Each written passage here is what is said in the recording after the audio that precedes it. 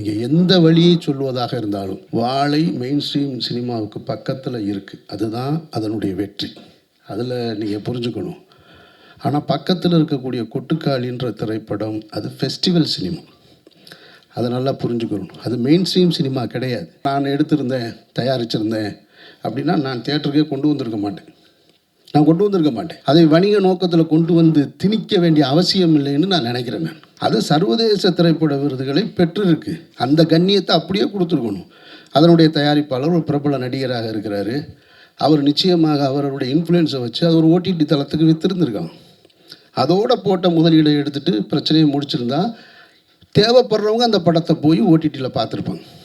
இப்போ நீங்கள் கொண்டு போய் 1000 ரூபா பணத்தை கொடுத்துட்டு குடும்பத்தோடு போய் எனக்கு பாட்டு இல்லை, ஓப்பனிங் சீன் இல்லை, மியூசிக் இல்லை, இன்ட்ரோ பிளாக் சரியாக இல்லை, எண்டு ப்ராப்பராக இல்லைன்னு சொல்ல வேண்டிய அவசியம் எங்கே ஏற்படுது?